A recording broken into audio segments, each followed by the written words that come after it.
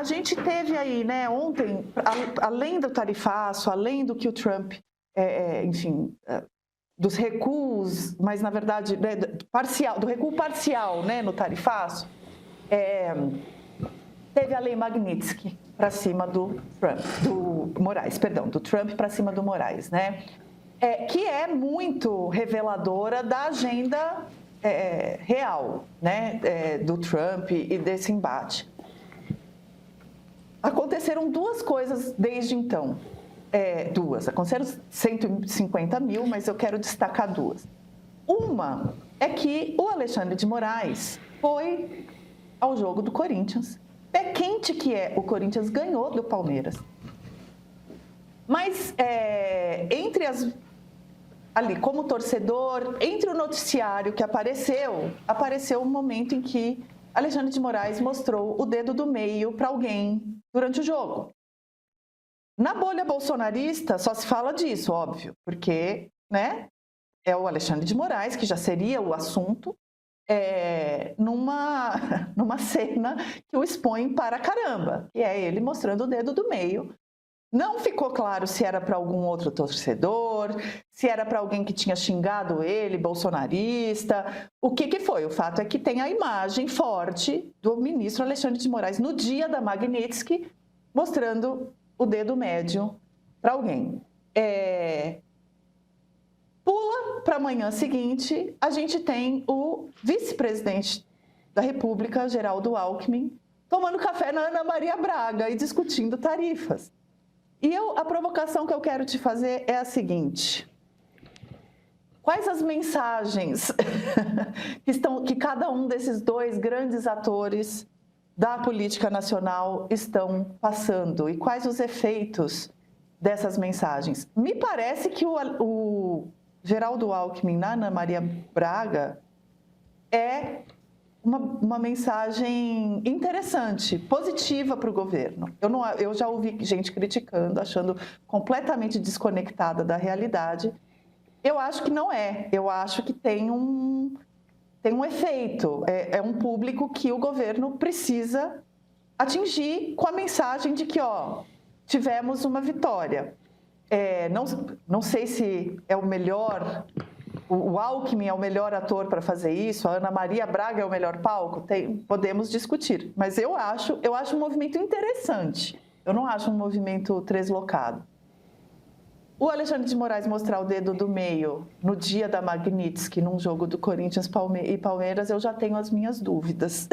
Queria te ouvir. O que você acha? Vamos começar. Com quem que o Geraldo Alckmin está falando quando ele vai no programa da Ana Maria Braga? Ele está falando com dona de casa da periferia urbana.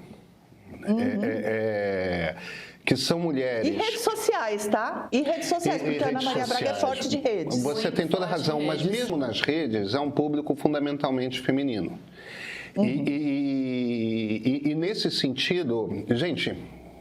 Nós repetimos isso aqui o tempo todo, a análise do Felipe Nunes, e é uma análise que eu converso com o Maurício Moura do IDEA, ele confirma, o pessoal da Atlas vê a mesma coisa, invariavelmente a maior parte dos grupos de pesquisa sério vê a mesma coisa. Quem são os dois públicos que não gostam do Lula, que não votaram no Lula, que não gostam do Lula, que não querem votar no Lula e que, no entanto, votaram no Lula no segundo turno de 2022. Liberais sociais, que é a classe média alta, urbana, principalmente considerada em São Paulo, que tem muita preocupação com economia e que é extremamente progressista do ponto de vista das pautas ligadas ao comportamento. Quer dizer...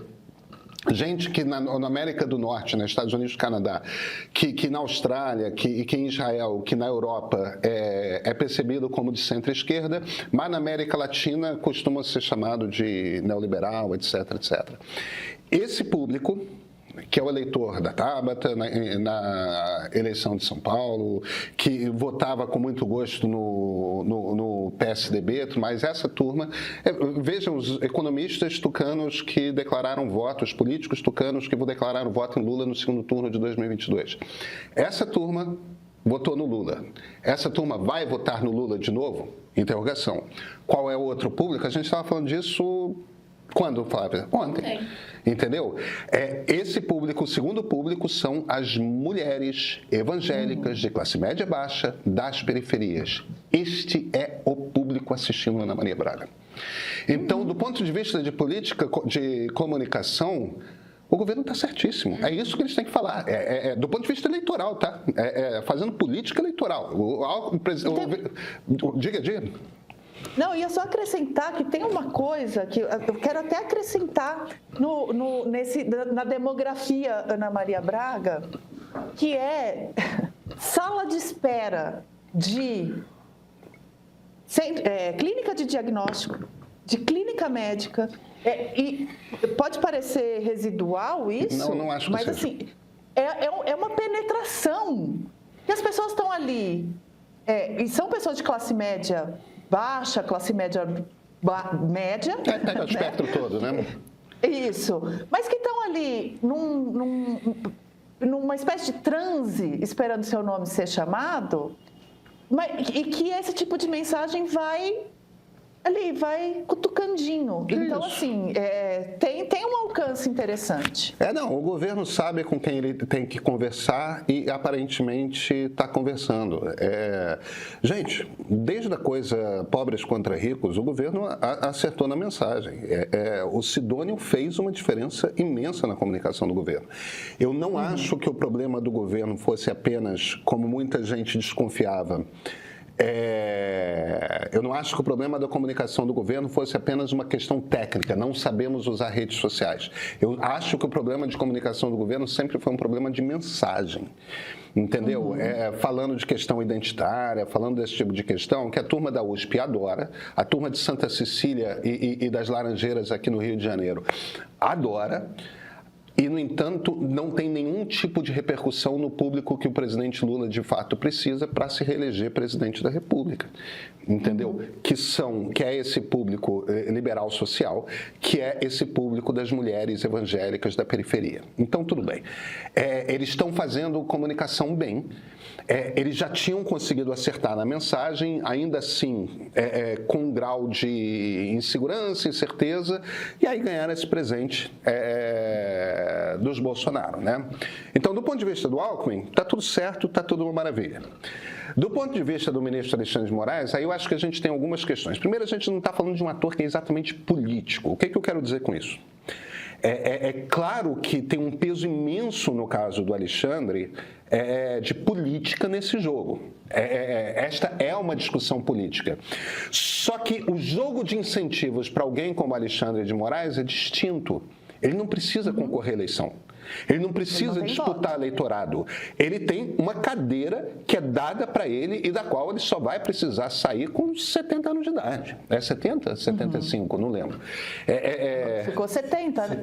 75. Ixi, passou a PEC da Bengala? Eu já nem lembro mais. Que ano é esse? Que ano é hoje, Léo? Hoje, 2025, pelo menos. Boa, obrigada. 75 anos. 75 anos. 75. E o Alexandre, eu acho que não tem 60. Então, completou 60 recentemente. Ou seja, não tem, não. O Alexandre tem... a não ser que os bolsonaristas consigam 56, pois é. A não ser que os bolsonaristas consigam 2/3 do Senado, que é barbaramente improvável, a não ser que um bolsonarista muito puro sangue, disposto a fazer o jogo do bolsonarismo, chegue à presidência da República e parta para o confronto e numa negociação com o Senado consiga... Muita coisa tem que acontecer para Alexandre de Moraes perder o cargo dele, tá? E seriam coisas beirando o limite de a democracia brasileira se desmontar. Eu acho muito improvável, não estou dizendo impossível, mas muito improvável essa situação. Então, por conta disso, no jogo da política, os incentivos do Alexandre de Moraes são de fazer exatamente o que ele quer. Ele tem a liberdade de fazer exatamente o que ele quer. Agora, isso não muda o fato de que há um jogo político. E aí, como é que a gente vê esse troço? Primeiro, o que os americanos estão fazendo é absurdo, tá? Essa aplicação da Lei Magnitsky, qual é o problema dela? A Lei Magnitsky não é uma lei apenas americana. Existe uma lei Magnitsky nos Estados Unidos, existe uma lei Magnitsky no Canadá, existe uma lei Magnitsky na União Europeia, existe uma lei Magnitsky no Reino Unido e existe uma lei Magnitsky na Austrália. São 5 leis Magnitsky que fazem essencialmente a mesma coisa.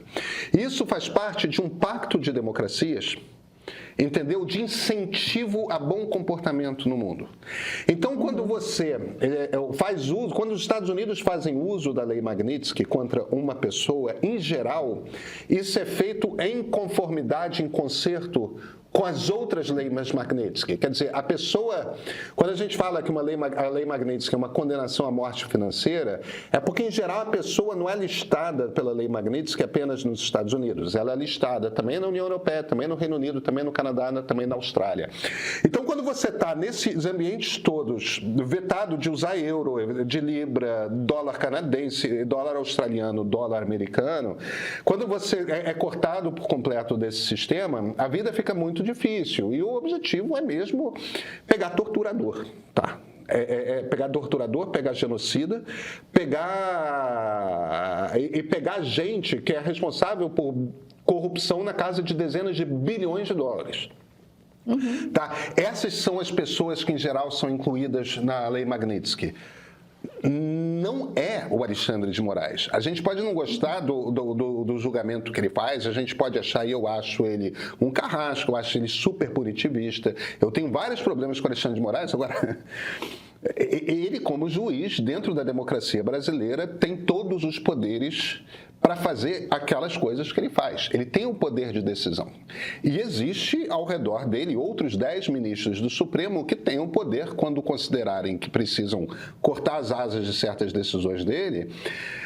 Tem outros 10 ministros do Supremo que podem fazer isso e que têm escolhido não fazer. Ou seja, está tudo dentro da legalidade democrática brasileira. A gente pode não gostar, a gente pode achar que direitos individuais são suspensos pela justiça brasileira com muita facilidade. A turma da direita só esquece que não começou hoje e não começou com o Alexandre. Esse troço faz parte do problema da justiça brasileira. Desde sempre, a gente suspende direitos individuais com muita facilidade. A gente não tem essas cadeias superlotadas à toa. Apenas começou a pegar gente de direita, não costumava pegar gente de direita branca que usa gravata. Essa é a mudança que o Alexandre traz. Agora, Então só para eu amarrar aqui o raciocínio, o problema que a gente pega, então, com esse exercício da lei Magnitsky, é que você quebra e rompe a credibilidade desse instrumento, que é um instrumento contra gente que pega jornalista, mata depois de torturar, pica em vários pedaços, como os sauditas fizeram, enche em malas e tira da embaixada da Turquia. Os sauditas que fizeram isso estão listados na lei Magnitsky. Quando os Estados Unidos começam a usar essa lei, quebrando o concerto com os outros países que usam, você rompe a força da lei. E você desmonta, você transforma isso numa arma perigosa, que é uma arma de tirania dos Estados Unidos contra o resto do mundo.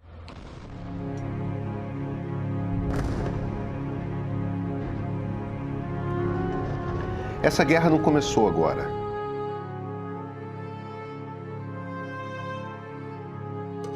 Não começou nem em 1948, quando o Estado de Israel foi criado.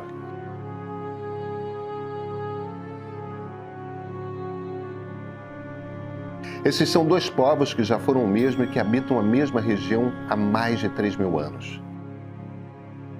Às vezes em paz, às vezes com atrito, às vezes em guerra.